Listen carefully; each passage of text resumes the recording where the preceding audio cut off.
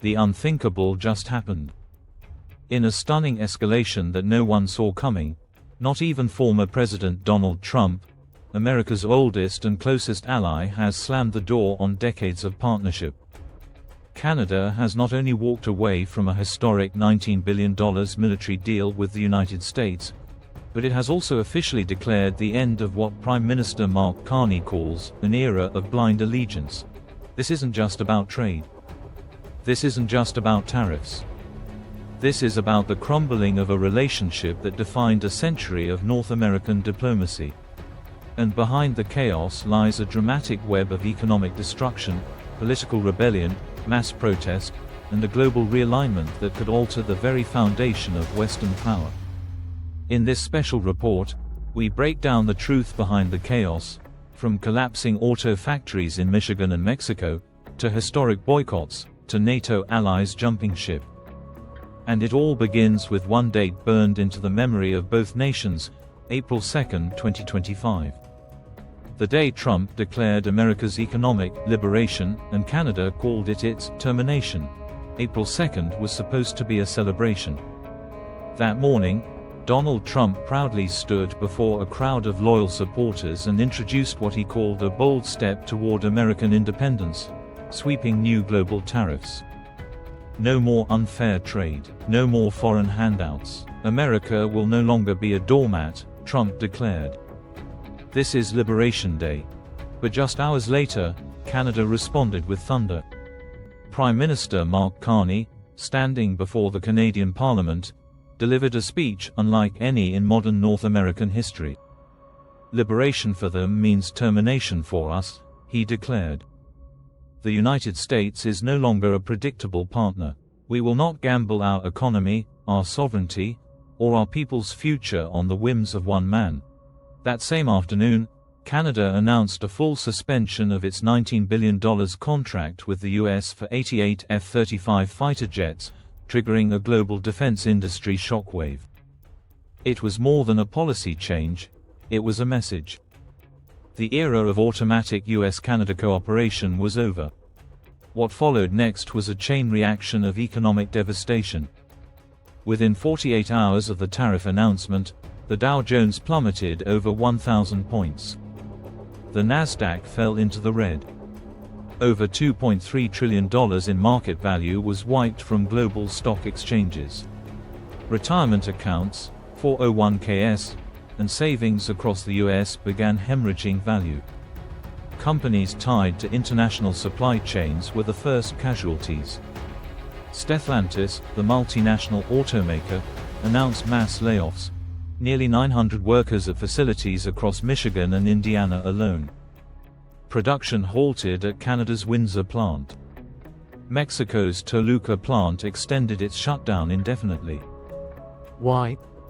The 25% tariff on imported vehicle parts meant that every time a car component crossed the US border, which happens up to 7 times in North American auto manufacturing, a new tax bill arrived.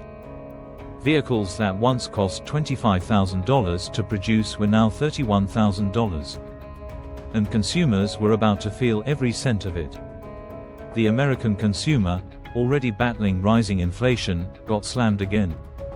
Within 2 weeks, prices for new vehicles jumped between $4,000 to $6,000. EV models, already expensive, soared even higher. The Tesla Model Y long range went from $47,990 to over $51,000. The Ford Mustang Mach-E crept toward the $48,000 mark. For middle-income families hoping to transition to cleaner energy, the dream of an affordable EV was now dead. But cars weren't the only thing on the rise. Eggs, soap, bread, vinegar, sugar, flour, meat, everything with imported packaging or materials shot up in price. For low-income families, the increase wasn't just inconvenient. It was catastrophic. Studies showed that some households could see an additional $1,800 to $3,600 in annual expenses. Working parents now chose between rent and groceries. Seniors skipped medications. And across the nation, anxiety turned into fury. On April 5, something extraordinary happened.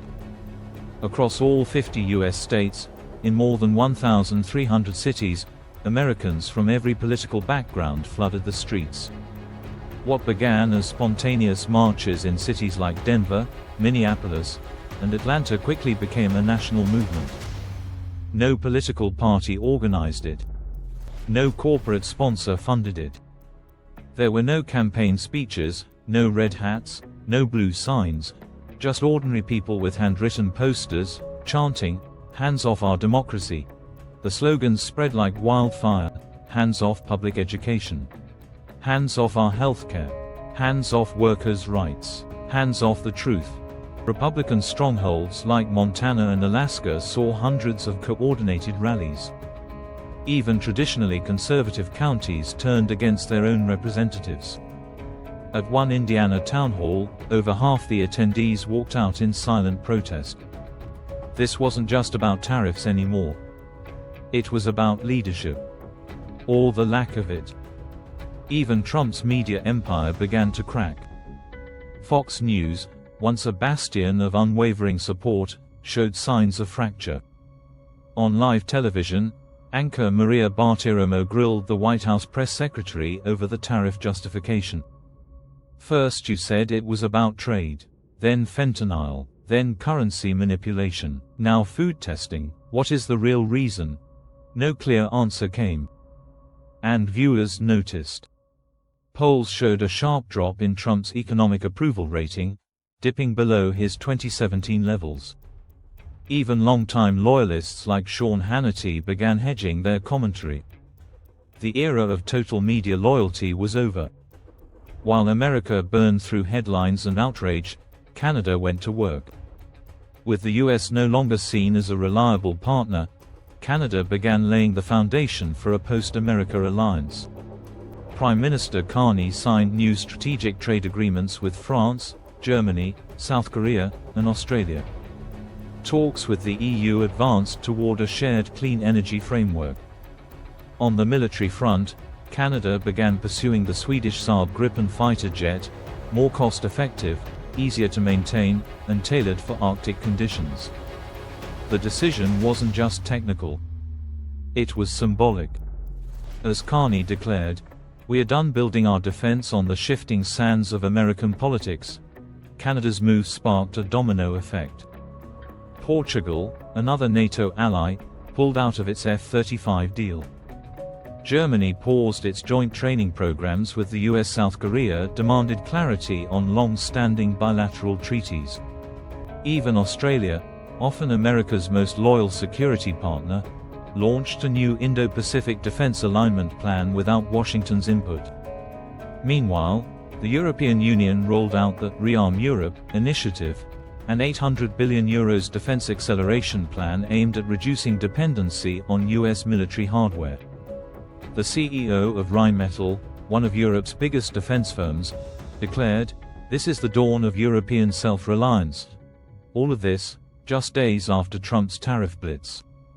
As America's allies pivoted, the political fallout at home grew volcanic.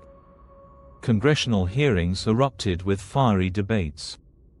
Democrats demanded an immediate repeal of the tariffs, while moderate Republicans introduced emergency resolutions calling for a temporary freeze on foreign trade restrictions.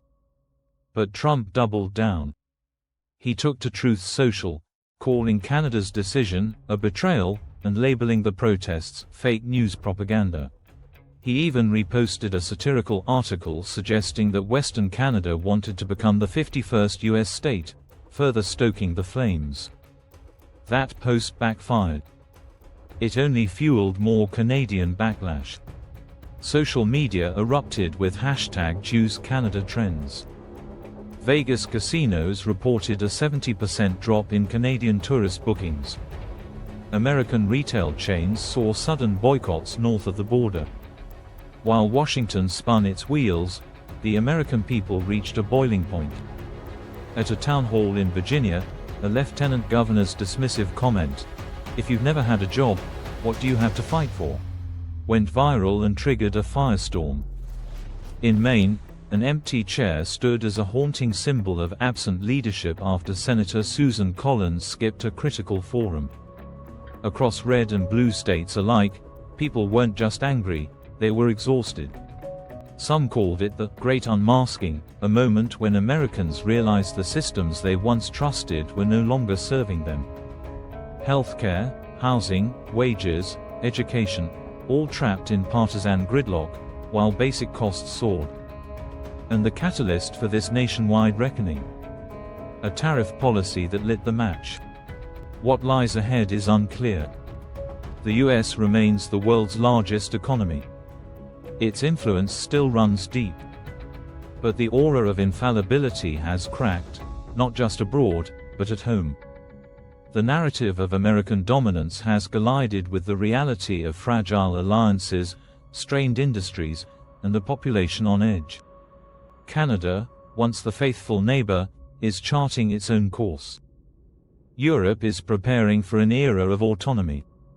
Even longtime US allies are whispering about a post-American world. And for the United States, the question isn't just whether it can regain trust, it's whether its leaders even understand how much they've lost. As Canada cements its pivot away from US alignment, a new geopolitical map begins to take shape in the Northern Hemisphere. Once considered a passive junior partner in the Western Alliance, Canada is now positioning itself as an assertive voice for multilateralism and sovereign policymaking. Prime Minister Mark Carney's surprise visit to Brussels in late April sent shockwaves through diplomatic circles.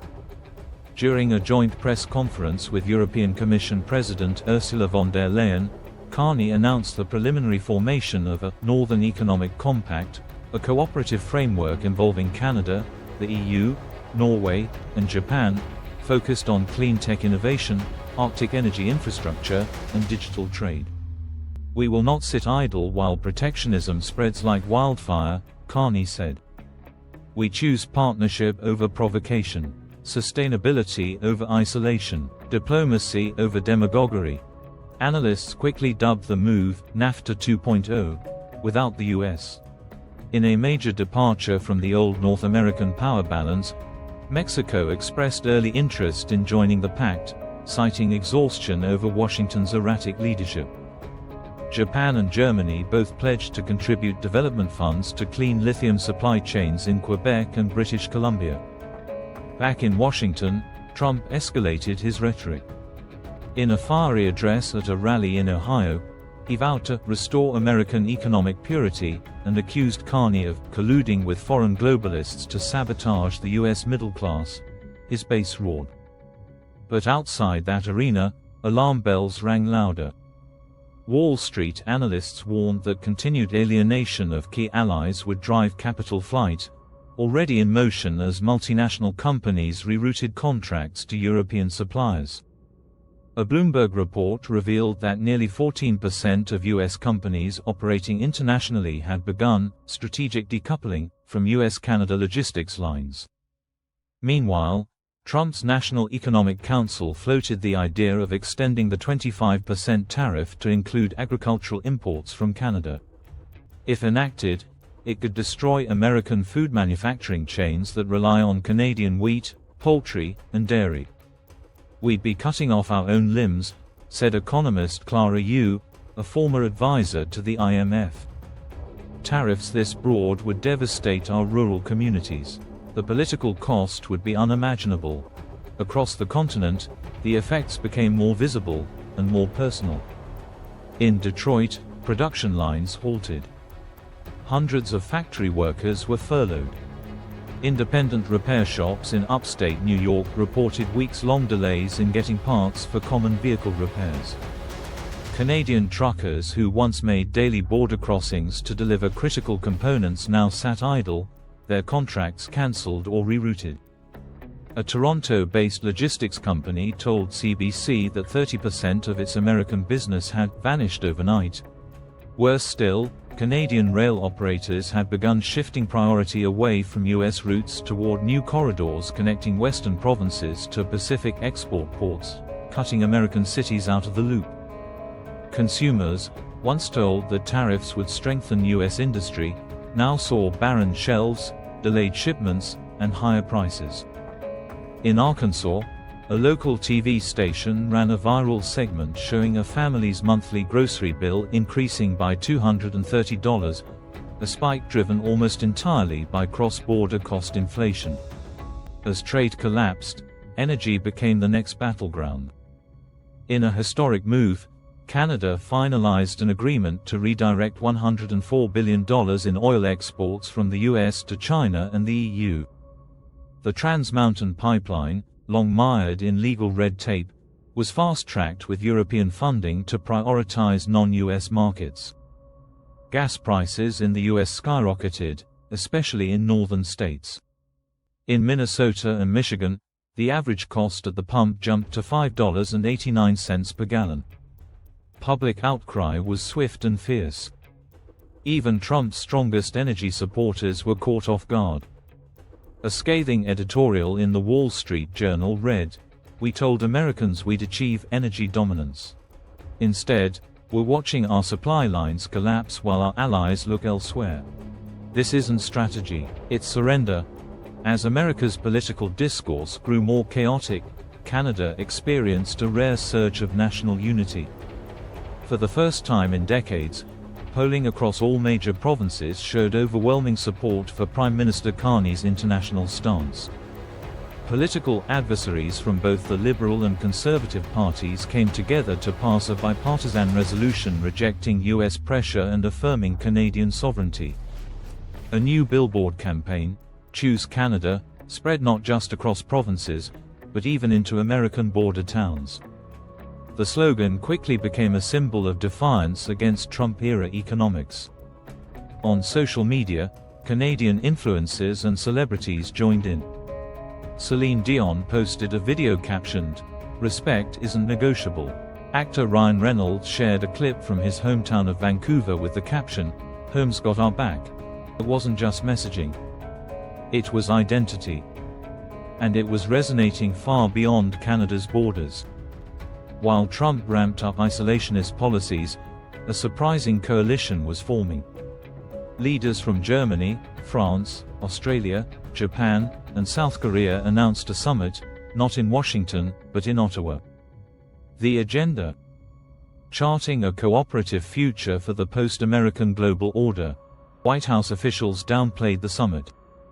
But insiders leaked that multiple foreign diplomats had declined DC invitations in protest of the tariffs.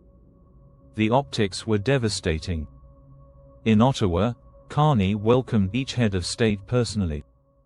Photos of the summit splashed across front pages worldwide, a dramatic reversal from past years, when such events were always centered on the US. The summit concluded with the Ottawa Compact, a 16-point declaration emphasizing open markets, coordinated climate action, and mutual defense commitments free from unilateral interference.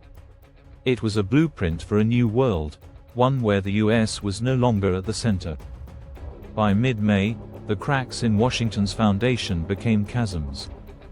The American public, already weary from inflation, was now facing a fresh wave of economic pain, and their anger had a clear target. Town halls turned into battlegrounds. In Texas, a congressional meeting was cut short as attendees shouted down a representative who had voted in favor of extending tariffs.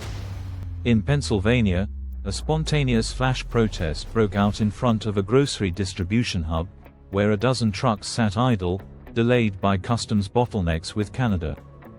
Cable news was flooded with stories of layoffs at ports, cancelled contracts with Canadian steel manufacturers, and declining foreign student enrollment in US universities. Economists warned that retaliatory tariffs from allies could lead to a long-term decline in America's export economy. What started as a show of strength was rapidly becoming a symbol of economic vulnerability. Inside the White House, a sense of siege took hold. Leaked memos described confusion and internal conflict among Trump's advisors. One noted, "The policy rollout was rushed and poorly scoped. We've underestimated Canada's ability to pivot." Meanwhile, senior Republicans began distancing themselves. Senator Lisa Murkowski issued a blunt statement, We are undermining decades of progress in North America. These tariffs must end. Even House Speaker Kevin McCarthy privately warned allies that the party risked a 2026 electoral backlash if economic conditions worsened. But Trump held firm. He tweeted defiantly, "Only weak countries retreat. We are strong. We don't blink." In response, an international editorial in The Guardian read, "The world has already blinked and looked away." As the US flailed, Canada flourished. The Ottawa Compact, ratified by 27 nations, opened unprecedented investment channels. Billions flowed into Canadian cleantech startups, digital infrastructure, and defense manufacturing. Ontario announced a $2.4 billion expansion of its EV battery corridor, co-funded by Germany's Bosch and South Korea's LG Energy Solution. Alberta signed a long-term natural gas export agreement with Japan. Quebec unveiled a new digital rail project that would connect its Arctic ports with Scandinavian trade hubs. Meanwhile, Canadian foreign policy saw a renaissance. Carney delivered an address at the United Nations that was heralded as the most consequential speech by a Canadian PM in a generation. He said, "Canada is no longer content to react. We will lead, and we invite all nations who value sovereignty and cooperation to stand with us." Back on the defense front, the US began to feel the pinch. The US Air Force reported delays in parts for its F-35 fleet due to Canadian manufacturers shifting contracts to European and Asian clients. The Pentagon scrambled to identify alternate suppliers but acknowledged a potential 18-month setback in non-combat readiness. Simultaneously, Canada and Norway launched a joint Arctic surveillance program, complete with satellite-linked drones and cyber defense capabilities. NATO allies voiced strong support, further signaling a decentralization of defense leadership from Washington.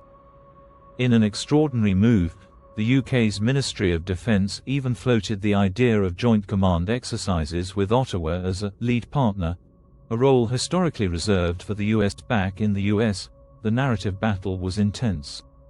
Fox News attempted to pivot. Hosts urged viewers to consider the long game and suggested that the economic pain was a necessary correction. But ratings dropped, and independent platforms surged. Podcasts, live streamers, and TikTok creators flooded the digital space with breakdowns of the crisis, many blaming Trump directly.